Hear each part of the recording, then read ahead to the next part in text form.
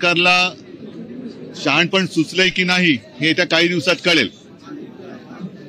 पण तूर्त त्यांनी हिंदी सक्तीचा GR रद्द केला आणि जर का त्यांनी रद्द केला नसता तर मराठी माणसाची एकजूट ही आता झालेली आहेच, पण त्यांनी रद्द केला नसता तर 5 तारखेच्या मोर्चात आता सुद्धा येणारच आहेत, पण अगदी भाजपामधले एसएनसी गटातले अजित पवार गटातले अनेक मराठी प्रेमी हे सहभागी होणार होते आणि होणारही आहेत। त्यांना सुद्धा मी खास धन्यवाद देतोय की मातृभाषेचं प्रेम हे पक्षाच्या पलीकडे असलं पाहिजे। सरकारने एक केविलवाणा प्रयत्न केलाय तरी सुद्धा आम्ही त्यांना धन्यवाद देतोय। आता नवीन एक समिती नेमले, त्या समितीमध्ये नरेंद्र जाधव यांच्या पांडित्याचा किंवा बुद्धिमत्तेचा पूर्ण आदर राखून मी त्यांना सांगतोय की म्हणजे सरकारला सांगतोय की तुम्ही अशी थट्टा करू नका, कारण हा शिक्षणाचा विषय आहे आणि शिक्षण विषयामध्ये तुम्ही अर्थतज्ञांची समिती नेमलेली आहे।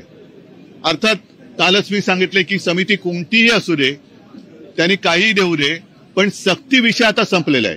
त्याच्यामुळे कोणी अगदी कोणाची समिती त्यांनी बसवली तरी आमच्यावरती महाराष्ट्रावरती हिंदी सक्ती आता होऊ शकत नाही, हे काल मराठी माणसाच्या शक्तीने दाखवून दिलेलं आहे। म्हणून त्यांना मनापासून मी सगळ्यांचे परत एकदा आभार मानतोय। 5 तारखेला विजय मेळावा म्हणा किंवा विजय मोर्चा हा इथे 1-2 दिवसामध्ये नेमकं काय आणि कुठे हे जाहीर होईल, त्याही बाबतीत आम्ही सगळ्यांशी बोलतो आहोत। या निमित्ताने सगळ्यांना मला सांगायचे की आपण जरा विखुरले आहोत असं वाटल्यानंतर मराठी द्रोही हे पुन्हा एकदा डोकं वर काढतात आणि हे डोकं काल आपण चेपलेलं आहे, चिरडून टाकले।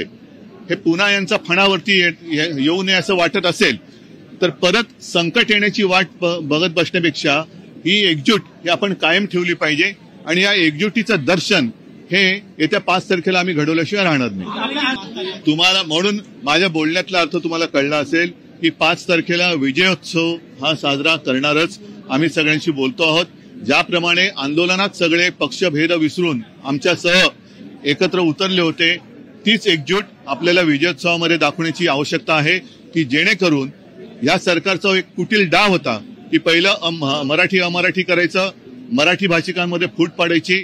आता मराठी भाषिकांमध्ये फूट पडत नाही, मराठी अमराठीवाद होत नाही, हे बघितल्यानंतर मराठी माणूस एक येऊ नये म्हणून आता हा GR त्यांना रद्द करावा लागला।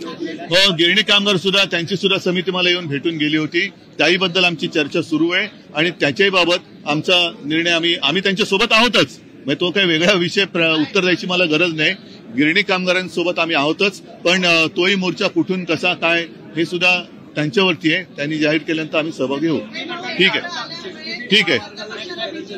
सगळे विषय जे आहेत आता शक्तीपीठ विषय आहे, या घोटाळेबाज सरकारने केलेले घोटाळे आहेत, यांच्या मंत्र्यांचे रोज काही ना काहीतरी पाप बाहेर येत आहेत, शेतकऱ्यांचे विषय तसेच प्रलंबित आहे। या सगळ्या गोष्टी आता काल परवाकडे आदित्यने विषय घेतल्यानंतर घाईघाईने त्यांनी कॉलेज ऍडमिशन केल्या। आता या मुलांची यादी जाहीर झाली। मला आता उत्सुकता आहे, कारण आज सगळ्यांच्या घरी पेपर आलेत ना, या मराठी पेपर आलेत ना, मला उत्सुकता आहे की ही कमळी कोणत्या भाषेच्या शाळेतनं शिकली, कारण मार्क मिळाले 100 पैकी 100, कमळी आमची 1 नंबर। आता ही कमळी नेमकी कोणत्या भाषेच्या शाळेत शिकली, त्या कमळीवरती कोणत्या भाषेची सक्ती होती का, तिने 100 मार्क कसे मिळवले, का त्या 100 मार्कात सुद्धा EVM तिने वापरलं होतं का, तर ती मला उत्सुकता आहे। त्याच्यामुळे कमळी आमची 1 नंबर म्हणणारे कोण आहेत त्यांना मला आता बघायचंय। सगळ्यांना धन्यवाद। जय हिंद, जय महाराष्ट्र। यूट्यूबवर सुद्धा रायगड टाइम्स सर्च करा आणि पहा रायगडच्या कानाकोपऱ्यातील प्रत्येक बित्तम बातमी। आणि हो, लगेच सबस्क्राईब बटनवर क्लिक करायला विसरू नका। रायगड टाइम्स, आपलं चॅनल, आपला आवाज।